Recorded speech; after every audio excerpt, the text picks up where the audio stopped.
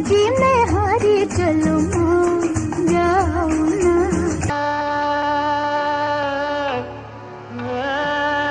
प्यार किया तो डरना क्या, जब प्यार किया तेरे कदमों पे सर अपना झुका कर हम भी देखेंगे परदेर से मौत की।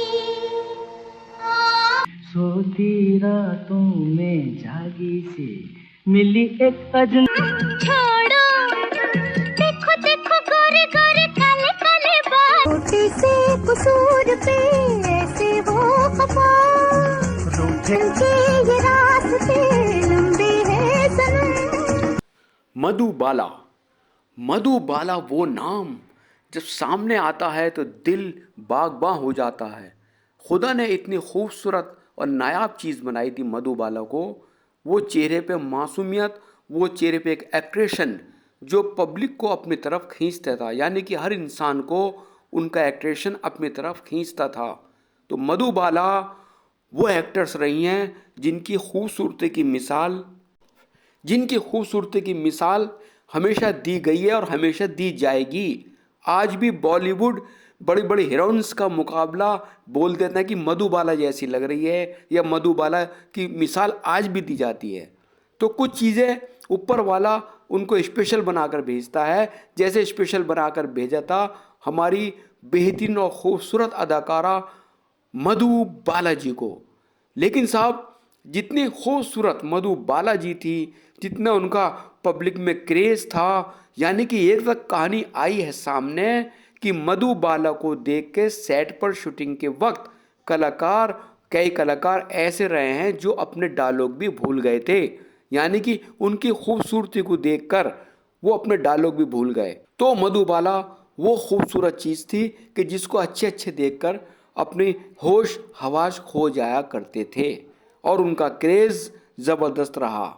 लेकिन साहब, जितना अच्छा क्रेज़, जितनी अच्छी खूबसूरत मधुबाला, जितना उनका पब्लिक में क्रेज़ था और वो देखने में बड़ी खूबसूरत लगती थी, तो साहब तकदीर उनकी बिल्कुल उससे उलट रही।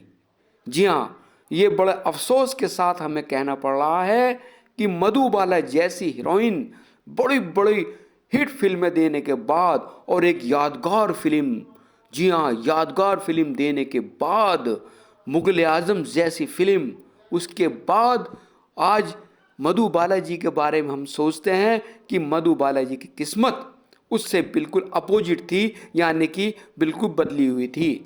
उन्होंने संघर्ष के दिन बहुत ज़बरदस्त गुजारे हैं। मधुबाला दिल्ली में पैदा हुई थी और उनके फादर पिताजी अताउल्ला खान साहब और उनके तकरीबन 7 बेटियां थीं, तो जिनमें मधुबाला सबसे ज़्यादा खूबसूरत रही हैं। और मधुबाला जी ने बचपन से ही काम करने का उनको शौक़ था और उन्होंने काम भी किया। दिल्ली में कहीं उन्होंने काम किया था और बचपने में उसमें किसी स्टूडियो में काम करने लगी थी बाल कलाकार मधुबाला जी, और उनको 150 रुपये महीना वहाँ मिला करते थे। जी हाँ, 150 रुपये महीना, जिसमें बाल कलाकार मधुबाला जी उसमें काम करती थी। आपको एक चीज़ और बताते चलें, मधुबाला जी का असली नाम मुमताज़ है, मुमताज़। जी हाँ, तो मुमताज़ बनी मधुबाला। तो फिर उनके फादर अताउल्ला खां साहब उनको लेकर, पूरी फैमिली को लेकर बॉम्बे चले आए, और बॉम्बे आने के बाद उनका संघर्ष का दौर शुरू हुआ और उनको फिर वहाँ पर बाल कलाकार के उसमें कई फिल्में मिली मधुबाला जी को।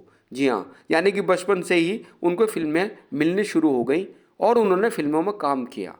तो साहब वक्त बीतता गया और बताते हैं मुमताज़ बन गई मधुबाला और उनको पहली फिल्म मिली नीलकमल।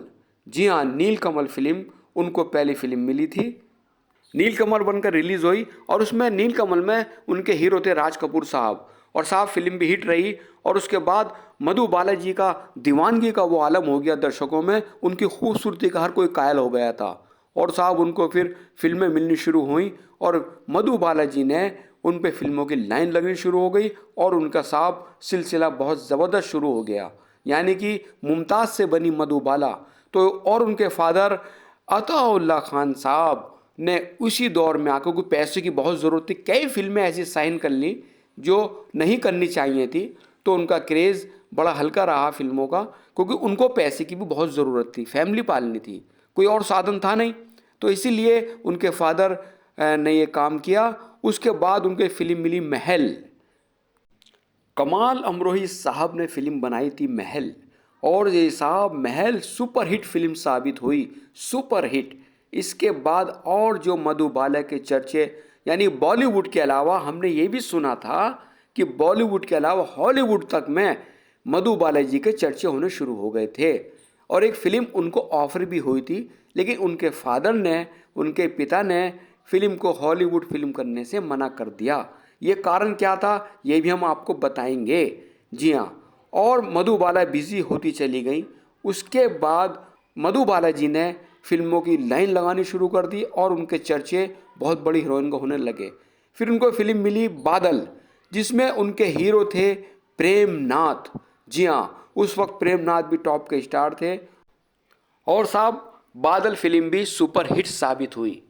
बताते हैं कि बादल फिल्म की शूटिंग के वक्त प्रेमनाथ साहब को मधुबाला जी से प्यार हो गया था और उनकी नज़दीकियां बढ़नी शुरू हो गई थी। लेकिन साहब वक्त आया और मधुबाला जी ने इस बात को नहीं माना, उनके प्यार का इजहार नहीं किया। लेकिन प्रेमनाथ जी उनको दिलो दिल में बहुत ज़्यादा प्यार करने लगे थे और उनके बिना रहना भी नहीं चाहते थे। तो ये रहा। उसके बाद मधुबाला जी अलग हुई और प्रेमनाथ साहब ने बीना राय जी से शादी कर ली।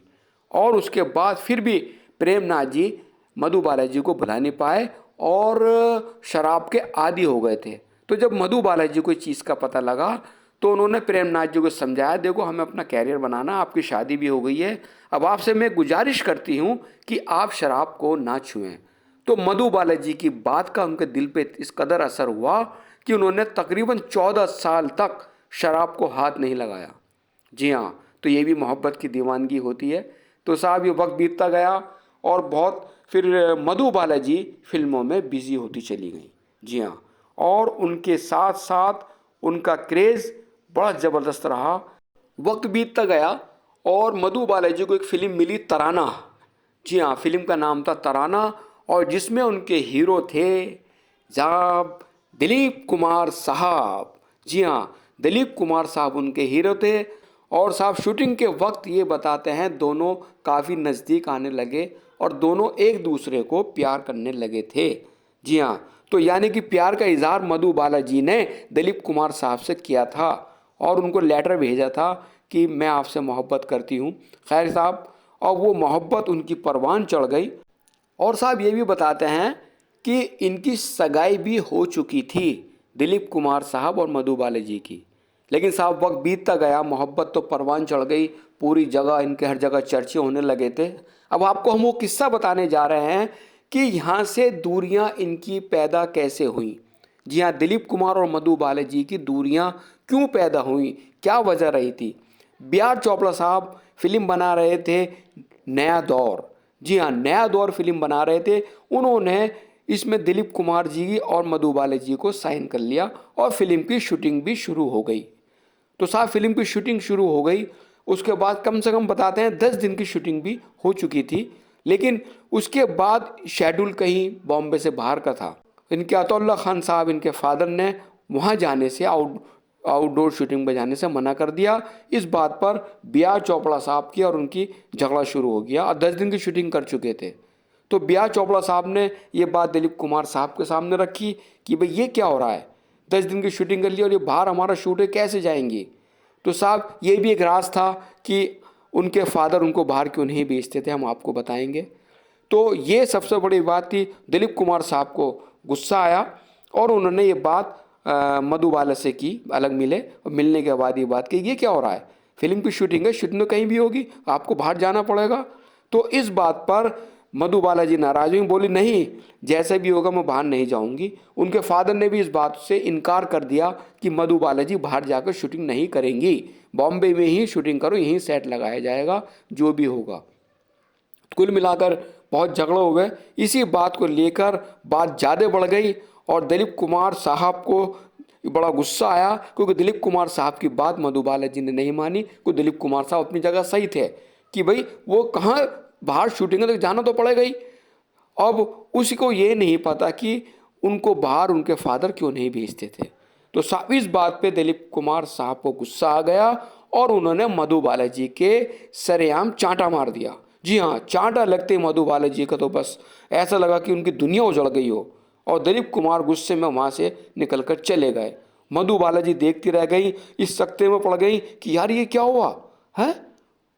दिलीप कुमार जिनको उनकी दुनिया, जिनको वो दुनिया समझते थी, सब कुछ वही थे, और उन्होंने चांटा मार दिया एक फिल्म के लिए। लेकिन दिलीप कुमार अपनी जगह सही थे, क्योंकि एक प्रोड्यूसर का बहुत मोटा पैसा लगा हुआ था, और वो उसके बाद 10 दिन की शूटिंग करने के बाद तो ये ड्रामे शुरू हो गए। लेकिन ये राज नहीं पता लग पाया कि उनको बाहर जाने से क्यों मना किया गया। तो साहब फिर उन्होंने बी.आर. चोपड़ा साहब ने ये दिलीप कुमार साहब को भी समझाया, और उन्होंने फिर मीटिंग की। तो उन्होंने मधुबाला जी की जगह फिर विजंती माला को लेकर फिल्म नया दौर बनाई। जी हाँ, नया दौर तो आपने देखी होगी, बहुत प्यारी फिल्म थी, म्यूजिक सुपरहिट, फिल्म सुपरहिट, कलाकार सुपरहिट। तो साहब कमाल की बात थी। फिर उसके बाद दिलीप कुमार जी और मधुबाला जी में दूरियां पैदा होती गईं, लेकिन फिर भी उनके सामने एक ऑप्शन था कि मधुबाला जी चाहते थे कि वो मेरे फादर से, मेरे पिताजी से माफ़ी मांगें, लेकिन दिलीप कुमार साहब ने माफ़ी मांगने से इनकार कर दिया कि मेरी गलती क्या है, मैं किस बात पर माफ़ी मांगूं। तो इस तरह की छोटी सी तकरार को लेके वो बात बहुत बड़ी लंबी फैल गई, और बड़ी बात फैलने के बाद इन दोनों में दूरियां पैदा हो गई। जी हाँ, दूरियां पैदा हो गई। लेकिन दिलीप कुमार साहब ने कहा कि मैं माफ़ी नहीं मांगूंगा, नहीं मांगूंगा, नहीं मांगूंगा, इस बात पर, क्योंकि मधुबाला के ऊपर उनके पिता का बहुत बड़ा पूरा क्रेज था, और वो पूरा ही काम वही देखा करते थे। उसके बाद सुनने में भी आया था कि अपने भारत भूषण जी भी और प्रदीप कुमार साहब भी मधुबाला से प्यार करने लगे थे। उनके साथ इन्होंने कई फिल्में की, तो यानी कि जिस फिल्म की शूटिंग में भी मधुबाला जी गई, लोगों को इनसे प्यार होना शुरू हो जाता था। तो साहब ये भी चीज़ दौर चलता रहा। तो फिर दिलीप कुमार साहब को लेकर के आसिफ साहब ने फिल्म शुरू की, मुगले आजम। जी हाँ, मुगले आजम। अब उनको उनके लिए अनारकली की तलाश थी। तो साहब कलाकार भले कुछ भी हो, उनकी आपस में दुश्मनी भी हो, कैसी भी रही हो, तो के आसिफ साहब ने दिलीप कुमार के मशवरे से फिर मधुबाला को उनके अपोजिट लिया अनारकली के रोल में, क्योंकि अनारकली के रोल में उनसे बेहतर उस वक्त कोई भी हीरोइन नहीं हो सकती थी। लेकिन दिलीप कुमार साहब को कोई ऐतराज़ नहीं हुआ, और साहब उन्होंने फिल्म पूरी की, कंप्लीट कर रहे हैं। उसके बाद फिल्म में तकरीबन 14 साल लग गए बनने में। जी हाँ, आपको पता ही है कि आसिफ साहब ने इतनी नायाब फिल्म बनाई, इतनी बड़ी फिल्म बनाई, इतनी अमर फिल्म बनाई कि उसको लिए उन्होंने एक चीज़ के लिए साहब बस कमाल कर दिया था। ये तक बताते हैं कि मधुबाला जी को, क्योंकि उनको टेंशन थी, तो मधुबाला जी को लोहे की असली जंजीरें भी पहनाई गई थी। तो आसिफ साहब ने इस तरह ये फिल्म बनाई थी, एक एक सीन को, एक एक फ्रेम को बड़ी नज़दीकी से लिया था, और कलाकारों की परवाह नहीं करी। इन कलाकारों को नाराज़गी होगी, क्या होगा। तो साहब मुगल आजम की कहानी तो आपको पता ही है, कितनी कठिनाइयों के साथ बनी और बनकर वो रही। तो सेट पर इन दोनों की दुआ सलाम भी नहीं थी, मुलाकात नहीं कभी हुई, फिर बंद हो गई थी। तो उन्होंने सेट पर शूटिंग में कोई काम ऐसी नाराज़गी नहीं दिखाई कि हम एक दूसरे से नहीं बोलते। लेकिन साहब इतने अफसोस की बात कि मधुबाला और दिलीप साहब की पूरी फिल्म में हीरो हीरोइन रहे, लेकिन सेट के अलावा वो एक दूसरे से नहीं बोला करते थे। तो साहब अब हम आपको राज की बात बताते हैं कि अताउल्ला खान साहब अपनी बेटी मधुबाला को बाहर क्यों नहीं भेजते थे। जी हाँ, तो मधुबाला जी के बीमार हो गई थी। मधुबाला जी को एक बीमारी हो गई थी। वो बीमारी ये थी कि उनके दिल में एक छेद था। साहब चौंक गए होंगे आप भी। उनके दिल में एक छेद था और उनको खून की उल्टियाँ हुआ करती थी। तो अताउल्ला खान साहब ये नहीं चाहते थे, क्योंकि मधुबाला का टाइम बहुत टॉप पे चल रहा था कि ये बाहर जाएंगी, कहीं शूटिंग पर इनको उल्टियाँ होनी शुरू हो गई तो इनकी बदनामी हो जाएगी और पूरी दुनिया में ये बात फैल जाएगी, तो लोग इनसे कटने लगेंगे और मधुबाला का कैरियर ख़त्म हो जाएगा। अब साहब दिलीप साहब तो इंसान अलग हो चुके थे। मधुबाला के सामने तो बीमारी, उसके बाद फिर कुछ ऐसा रहा। तो साहब फिर कुछ दिन बाद फिल्म मुग़ल आज़म रिलीज़ हुई तो अमर फिल्म साबित हुई।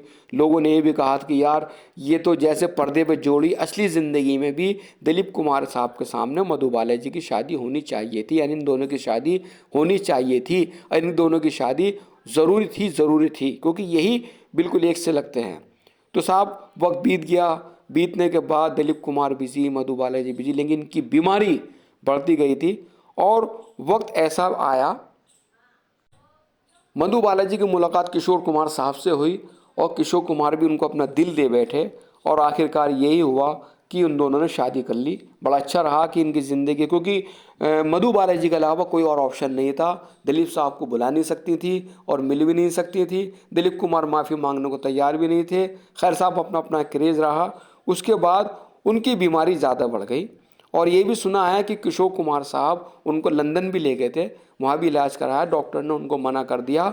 और साहब जब एक बहुत बड़ा झटका लगा कि जब डॉक्टर जी ने ये कह दिया कि मधुबाला के पास सिर्फ 2 साल हैं, 2 साल तक ये ज़िंदा रह सकती हैं, जितनी इनकी खिदमत, इनकी सेवा कर सकते हो वो कर लो। तो हम बता रहे थे मधुबाला जी के साथ उनकी ज़िंदगी, जितना बड़ा ऊपर वाले ने उनको स्टारडम दिया, खूबसूरती दी, सुपरहिट फिल्में दी, नाम दिया, शोहरत दी, फिर दौलत दी, उसके बाद उनके दिल में वो छेद करके उनकी सब कुछ ख़त्म कर दिया। वो बीमार रहने लगी, यानी कि उनके फिर शरीर में खून ज़्यादा बढ़ने लगा था, तो वो खून निकाला जाया करता था और इस चक्कर में वो बीमार होने लगी। ये भी आया कि फिर उनको कई बार खून की उल्टियाँ भी हुई, नाक में से भी खून आने लगा था। आखिरकार उन्होंने बिस्तर पकड़ ही लिया। तो साहब एक बार दिलीप साहब उनसे मिलने आए और दिलीप साहब उनसे जब मिलने आए तो ऐसा लगा उनको जैसे पूरी दुनिया उनको मिल गई हो, एक वो जन्नत में आ गई हो। दिलीप साहब को देखकर बस वो तो ऐसी हो गई जैसे आधी बीमार ठीक हो गई हो। फिर भी दिलीप कुमार साहब ने उन्हें कहा कि आप बेफिक्र रहिएगा और जैसे भी होगा तुम्हारा इलाज जहाँ जहाँ होगा मैं भी कराऊंगा, कोई टेंशन वाली बात नहीं। ये किस्मत की बात है कि हम नहीं मिल पाए, कोई बड़ी बात नहीं है, लेकिन आप बेफिक्र रहिएगा। तो मधुबाला जी ने सिर्फ एक सवाल किया कि यूसुफ एक बात बताइए कि मैं जैसे ठीक हो जाती हूँ तो क्या आप मेरे साथ फिल्में करोगे? बहुत साहब ये सुनकर दिलीप साहब को बड़ा एकदम झटका सा लगा। बोले आप फिल्म की सोचती हो? आप बेफिक्र रहिएगा, आप खुदा से दुआ करता हूँ कि आप ठीक हो जाएं और मैं आपके साथ एक नहीं कई फिल्में करूँगा। और मैं फ़िलहाल अब मैं एक फ़िल्म गोपी फिल्म की शूटिंग करने बाहर जा रहा हूँ लंदन, तो उसके बाद आके फिर मैं आपसे मिलता हूँ।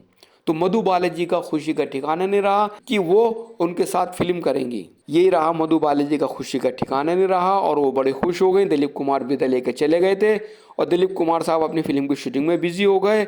और इत्तेफाक, मौत किसे बोलते हैं जो बिन बुलाए आती है। मौत के बेरहम हाथों ने मधुबाला के शरीर से उसकी रूह को कब्ज कर लिया और मधुबाला के रूह को निकालकर जहाँ ले जाती हैं वहाँ ले गई और मधुबाला का शरीर वहीं पड़ा रह गया। और पूरे हिंदुस्तान में, पूरी दुनिया में एक तहलका सा मच गया कि ये क्या हुआ, मधुबाला दुनिया को छोड़कर चली गई। और साहब ये बड़ा अफसोस रहा और बड़ा अफसोस के साथ इतनी बड़ी हीरोइन, इतनी खूबसूरत हीरोइन, उनका अंत इतनी बड़ी परेशानी में रहा। सालों उन्होंने बीमारी में गुजारा, बिस्तर पे गुजारा, दौलत होते सब कुछ होते हुए, लेकिन परेशानी में रही वो। तो साहब मधुबाला को सांता क्रूज कब्रिस्तान में दफनाया गया। और दिलीप साहब, जब पहले इतना कोई हाई फाई वो नहीं होता था, ना मोबाइल थे ना कुछ थे, ट्रंकाल भी बड़े अजीब होते थे। दिलीप साहब को शूटिंग पे से आए, खैर आने के बाद उन्होंने बड़ी कहीं अपने घर नहीं गए, वो फ़ौरन कब्रिस्तान गए, कब्रिस्तान जाकर और मधुबाला जी कब्र पर फातिहा पढ़ी। तो साहब आज दिलीप साहब भी हमारे बीच नहीं है। पहले दिलीप साहब ने मधुबाला की कब्र पर फातिहा पढ़ी, आज उनकी कब्र पर भी कोई और फातिहा पढ़ रहा होगा।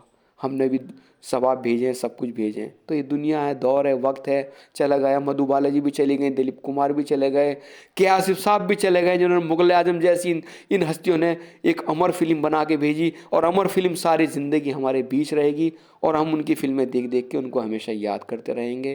तो ये दौर था मधुबाला जी का।